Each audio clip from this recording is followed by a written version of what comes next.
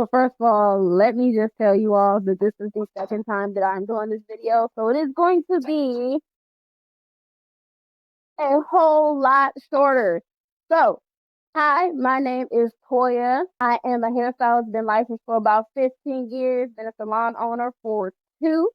And I'm going to give you a story time. Let's call this We Don't Tolerate Raggedy Behavior. Okay, so the first video that I posted was a whole heck of a lot more informative, but guess what? I forgot to press the record button. So we just gonna try to make this a little bit quicker than what it was before.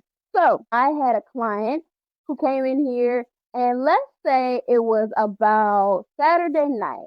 I had a client that we're gonna call him Mr. JM because that is his name, or at least the name that he gave me. He calls me about 5 p.m. on a Saturday, and he's trying to get an appointment to get his hair done.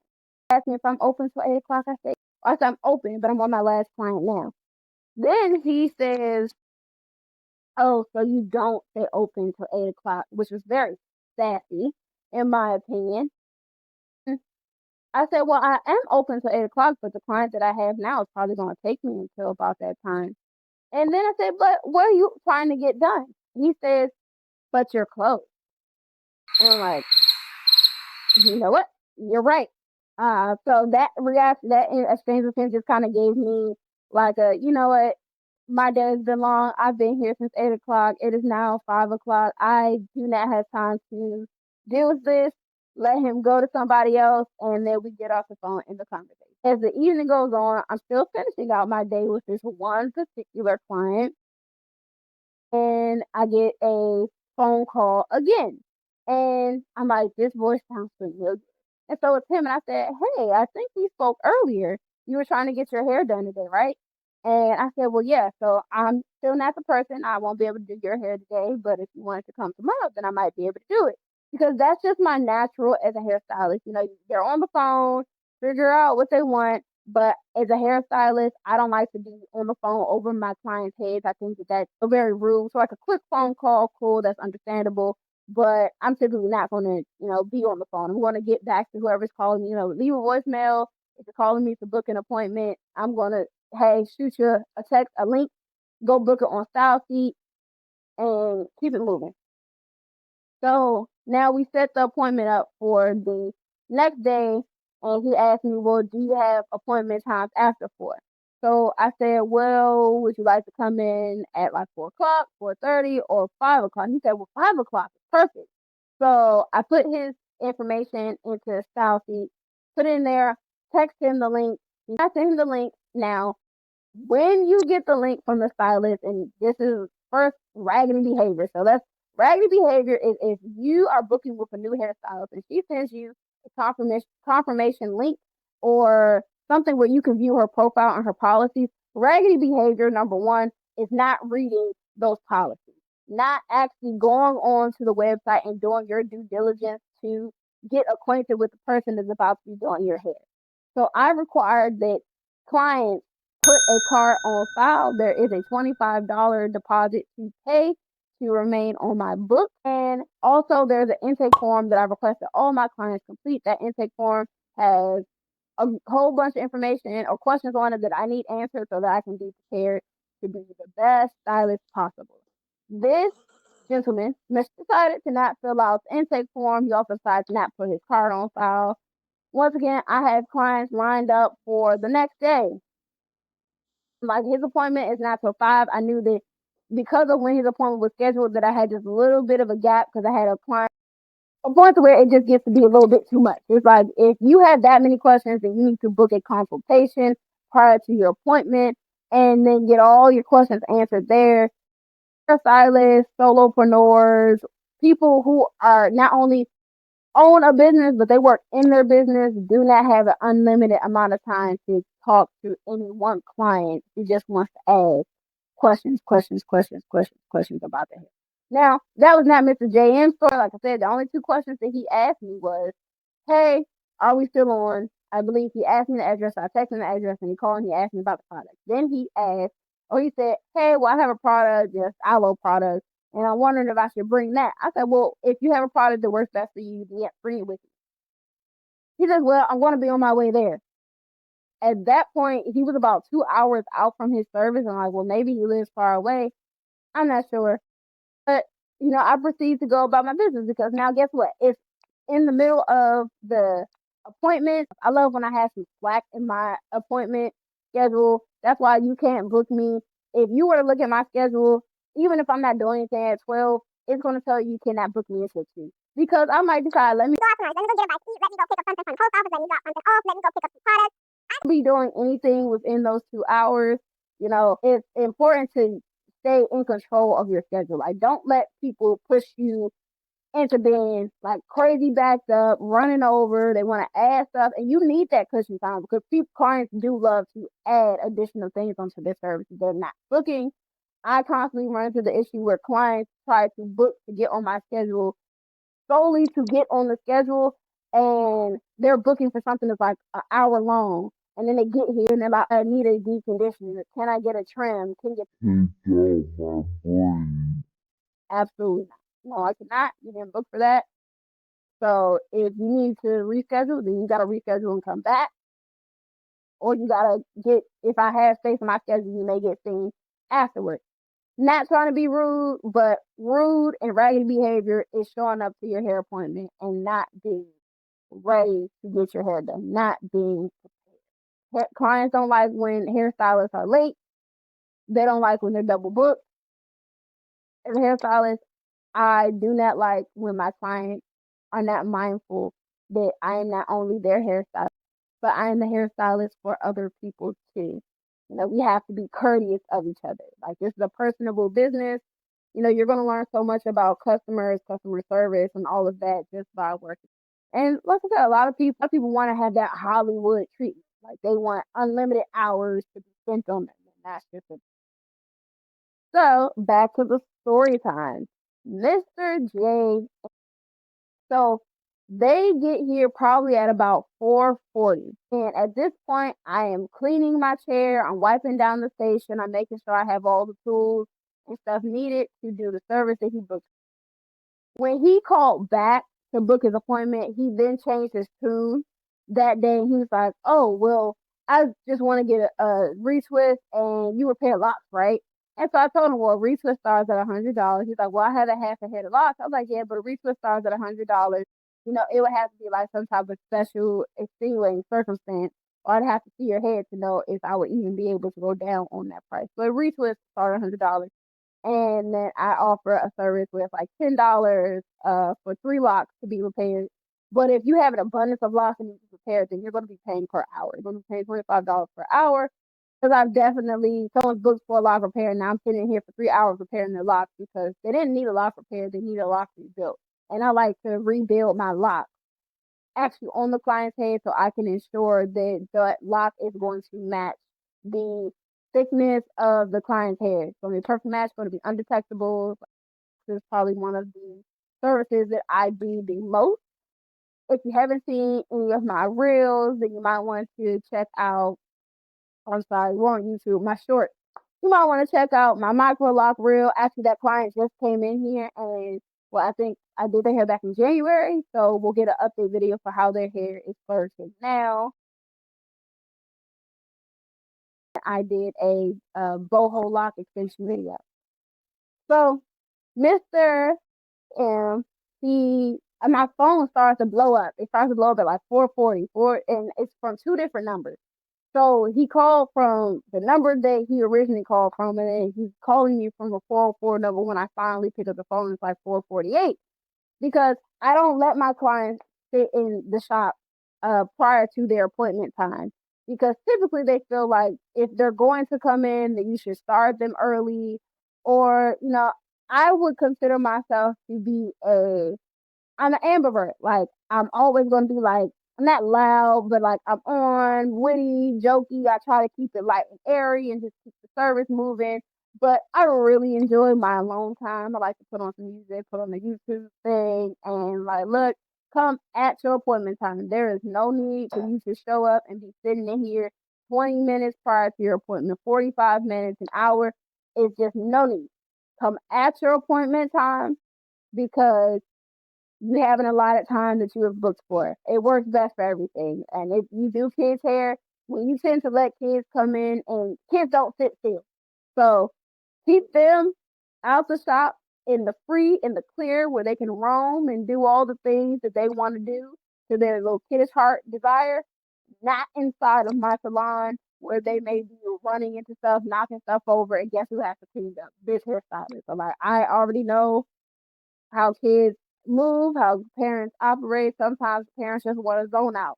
You can't zone out for an extra 20 minutes prior to your service in this shop. So I didn't answer. I said, hey, I mean, God forgive me. I said, I'm not here. Because once again, I'm cleaning up their services at 4:40. Mind you, this intake form that I mentioned in the beginning is still not complete. So if you're here 40 minutes early, make sure that you're filling out that intake form in the car. I said I'll be here at 5. So now I let them into the salon. Well, I let him. It was only supposed to be him. He comes in here with his girl.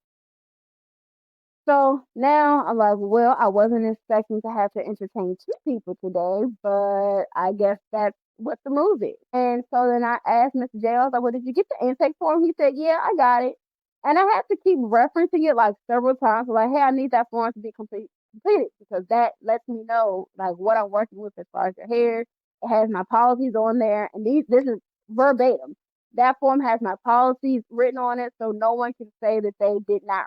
So I need you to fill the form out. Mind you, when him and his girlfriend, Scarletta, came in here, they came in here with slushies, donuts, Takis, because I guess they went to a 7-Eleven and got themselves some snacks instead of filling out their intake form and preparing for this service. And so I wash his hair, and then I say once again, I need the intake form completed.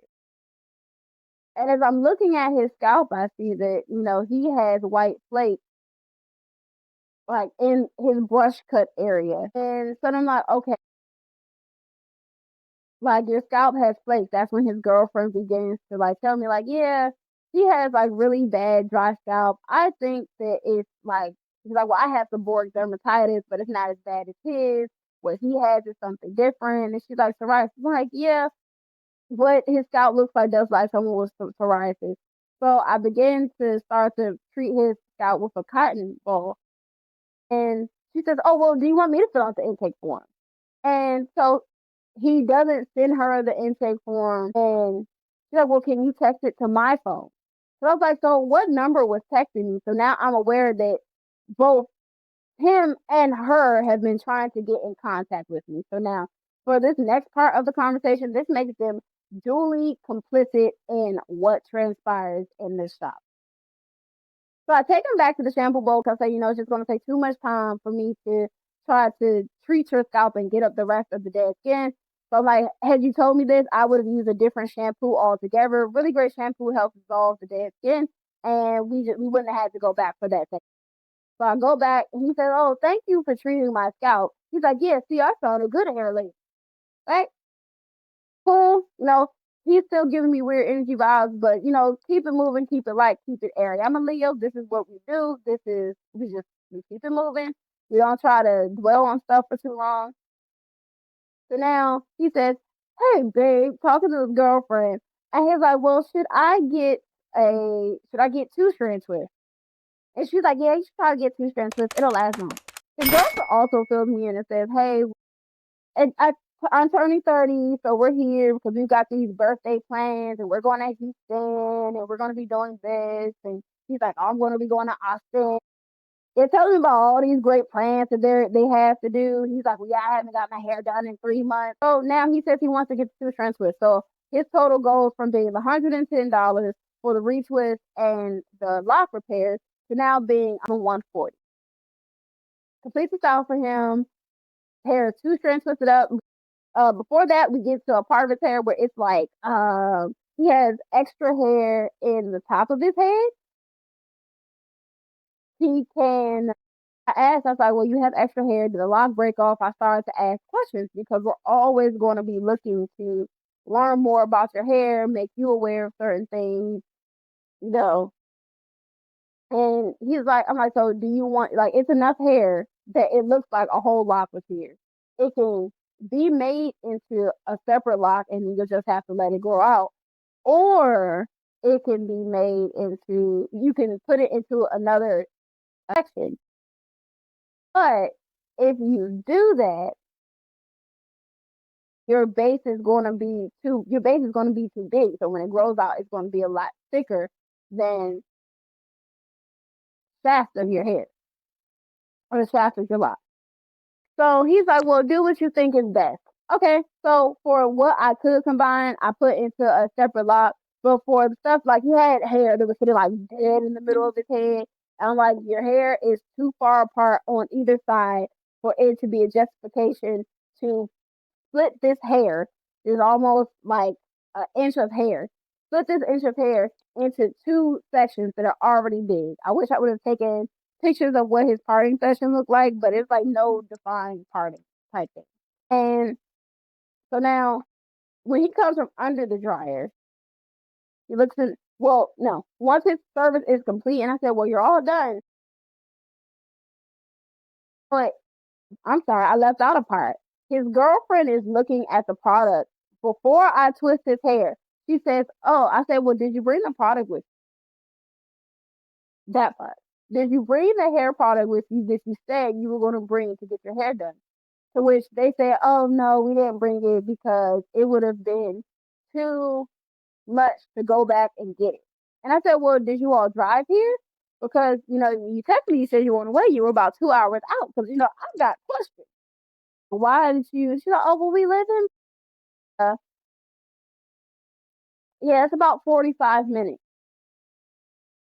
So they don't bring the product with them.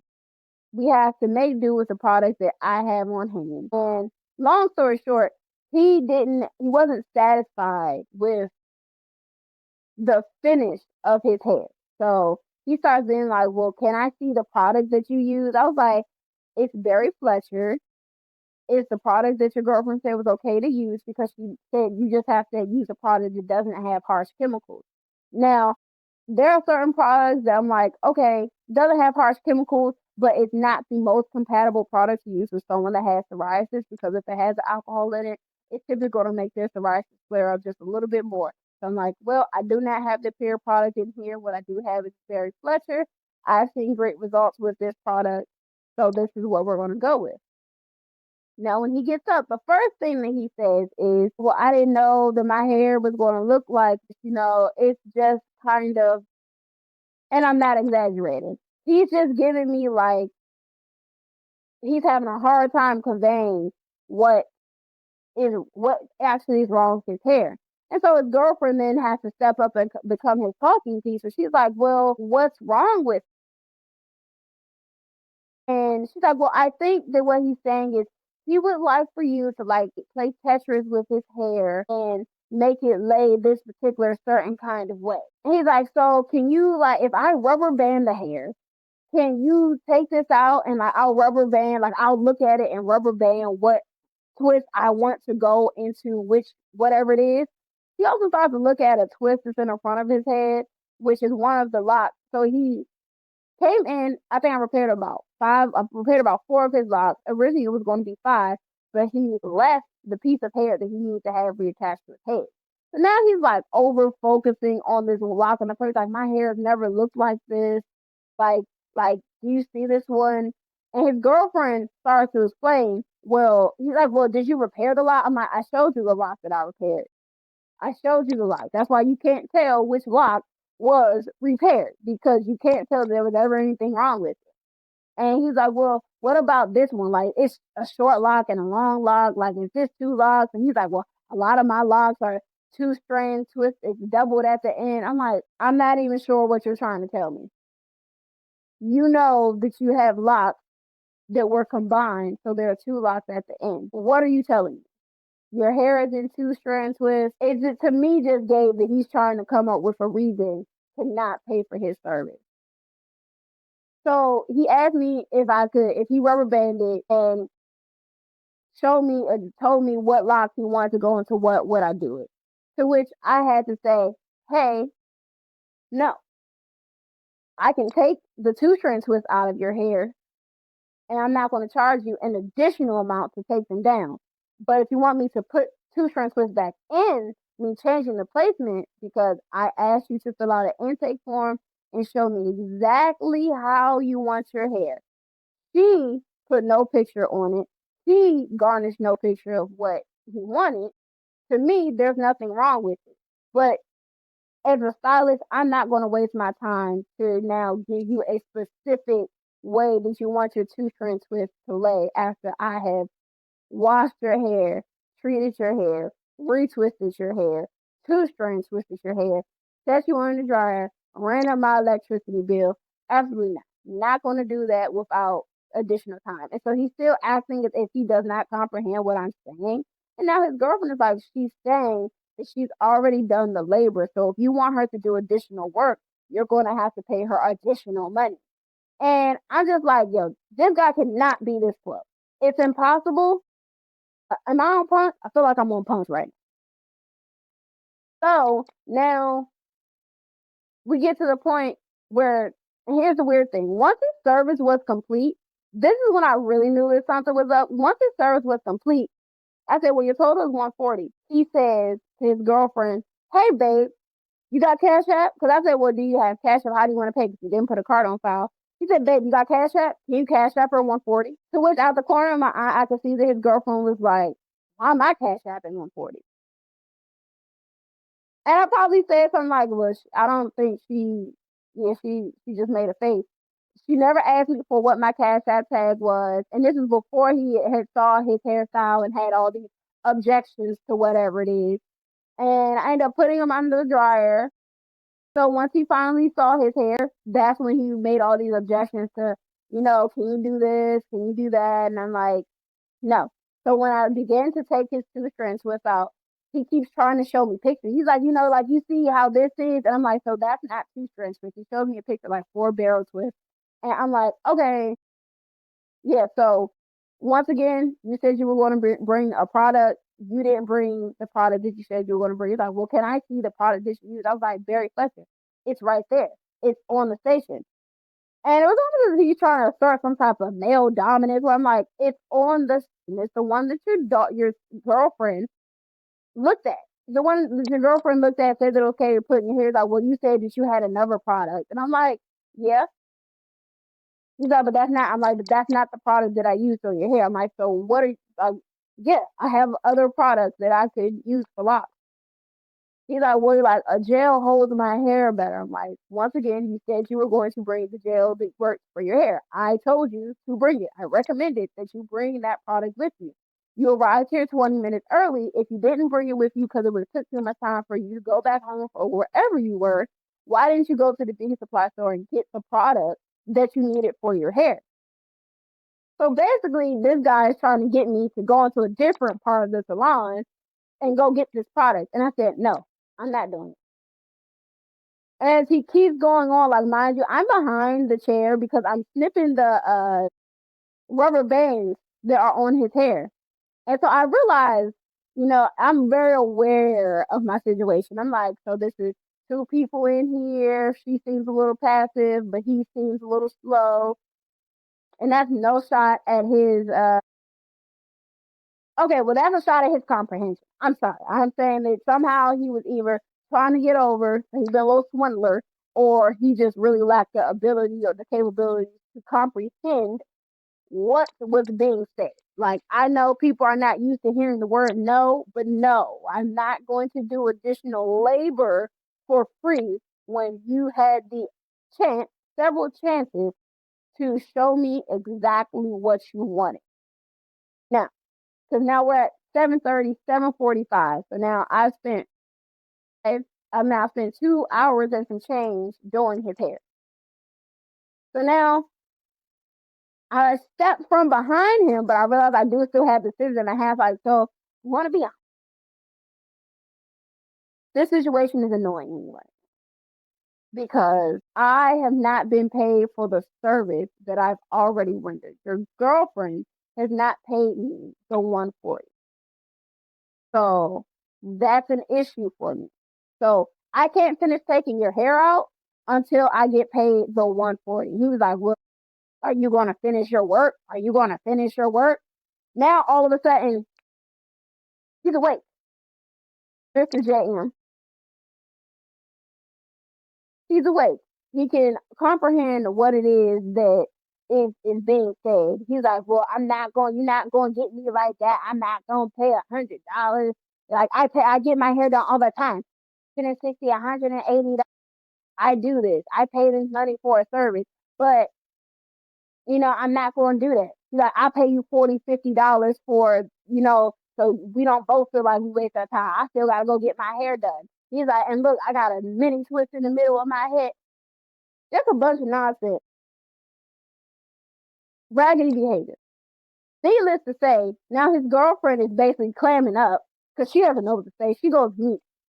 And I'm like, so you got your scalp treated. And at this point, and this is kind of me. I want to people, if I'm getting irritated by a situation, I try to calm myself down. And so now I go and I take a seat by the shampoo bowl, and I'm like, so you mean to tell me you came in here, got your hair washed, your scalp treated, two strand twisted, and you're not trying to pay the balance of your service. Is that what you mean to tell me? He's like, well, I'm just saying, like I don't like how my hair looks, so I'm not going to pay for it. So are you going to finish your job? He's like, do you need to take a break? I'm like, oh, I don't need to take a break because I'm not doing anything. I've already done the work. I've already done it. I will take your hair out. I need to be paid the 140. But he told his girlfriend, who, mind you, this is her 30th birthday. This is what all this stuff was for. On her 30th birthday, he told her that she needed to pay for his hair. It was incredibly disgusting to see.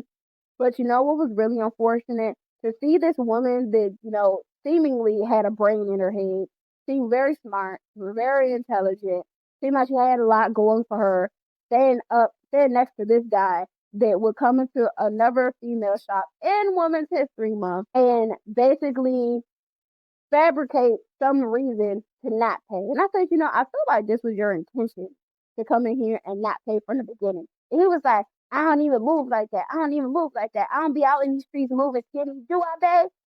They ain't say nothing.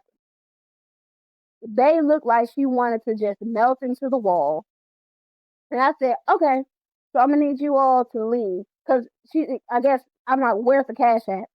And then she's like, well, what do I cash out? What do I send? What do I send? And now that's when I lost all respect for the girlfriend. Girl, you saw me just do his hair. You know that he didn't fill out the intake form. You even said that the only reason that he's here on time is because of you. The whole time she's like, well, you got to get up early because I know you don't like to get up early because she's going over her birthday itinerary.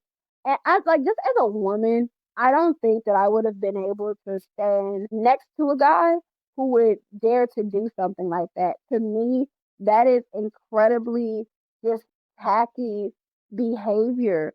It's That's tacky, that's raggedy, that is raggedy behavior. To ever come into someone's establishment, take zero accountability for not getting the outcome that you want for your service, and then to try to run out and not pay. So his girlfriend begins, because now I'm like, yo, I'm not yelling, I'm not cursing you out, but I'm going to be stern with what is going on.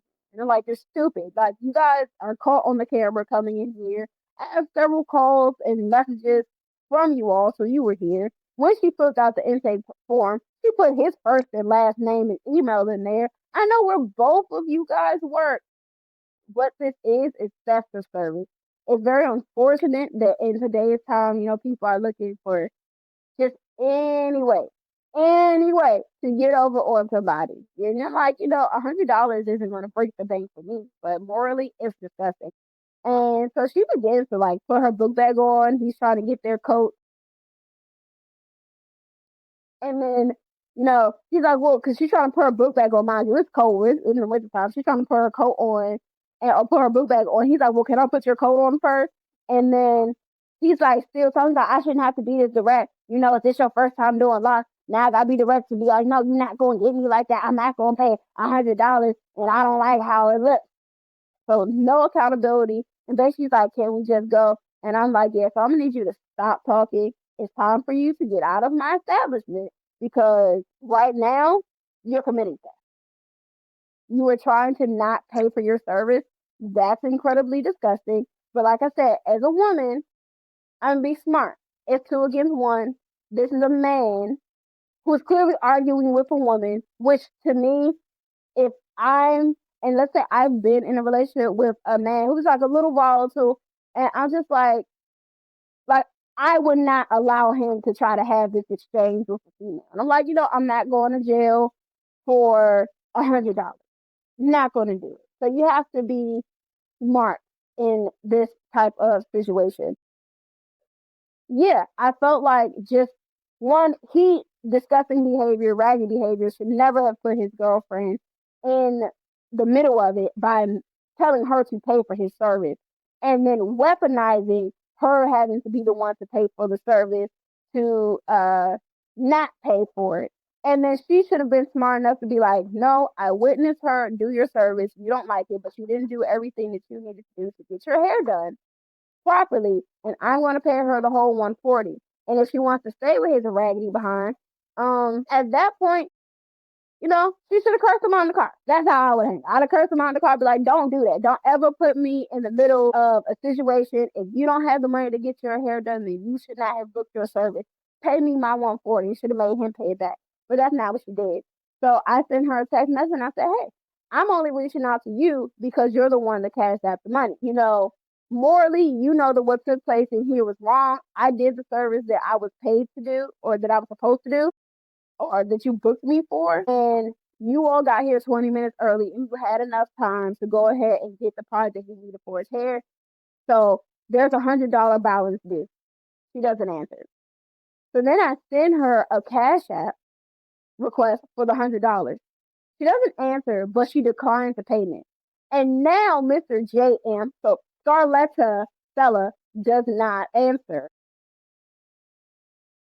She doesn't reply back to the text. I'm like, I don't know, maybe she's in, I'm not even going to slander. I don't know what the situation was with those two, but hey, all I know is someone came in here, got a service, start my good, kind energy and spirit and my time as a professional, my hair products. She's using my Wi-Fi to do her schoolwork. Electricity was used, and they thought that all that was worth $40. $40. So the moral of this story is, I typically never require for my clients to have to pay me upon arrival because most people don't like it. It's kind of like, but to be honest, working in hair salon, it's a transactional business. Like we can be personable, we enjoy your company, we talk, but it's like I never want my clients to get so close that they feel like, oh, I don't have to fill out the intake form. Oh, I don't need to put a card on file. My prices are never negotiable. Now, I'm going to be honest. What this is special service. So if this ever happens to you, beautiful people out there, hairstylists, what that will be called is festive service. Okay, you go to the police station, you get as much information as possible. Maybe you even call the police while they're here, and you file a report. Festive service that they tried to run out on their tab. It's tacky. It's disgusting. And yeah, this has been my story time. I am Toya. I think this child is called Styles by Toya B. And yeah, I am a hairstylist. Been a hairstylist for 15 years. This is actually the very first time that anything like this has ever happened to me. As far as somebody like blatantly just not wanting to pay for their service and basically trying to run out on the pad. But life lessons, like things happen. I was definitely a lot more irritated when it happened than I am right now. But there are alternative ways to getting it. And then, like karma. Karma is a thing that's going to come around and it's going to get them. And like I said, you know where they work at. You know where I work. I know where you work at. I'm not going to ever accept raggedy behavior. It's very disrespectful and it's very disheartening for someone to come into your establishment and do anything like that. But yeah, I'm proud of myself. I kept a level head, didn't nobody get injured, but someone's pockets are going to hurt because it's just not what you do. So stay tuned for my videos on a much more lighter, much more positive note. My name is Toya. I am a cosmetologist for 15 years. I do children's hair, adult hair, coloring. I've had this channel for many years. Never did too much with it, but you know, I will show you more of my beautiful space and what we do in it, and then I will be putting up lots of tutorials and videos. But comment below. Has this ever happened to you? Or what would you recommend that I do in this situation? If you're a person that's ever run out on the tab, wipe off my video. That's raggy behavior, and we do not tolerate, accept, approve any of that. Do not be a raggedy client. Pay your tab. Don't run out on the bill. Because to be honest, if he had paid me the 140, I definitely would have been a lot more apt to making any changes due to the fact that he didn't get what he wanted as far as his hair service falls on him. Not doing his due diligence, not reading the policy, not bringing the hair product, not filling out the intake form, and basically trying to place flow for majority of the service. So until later, see ya.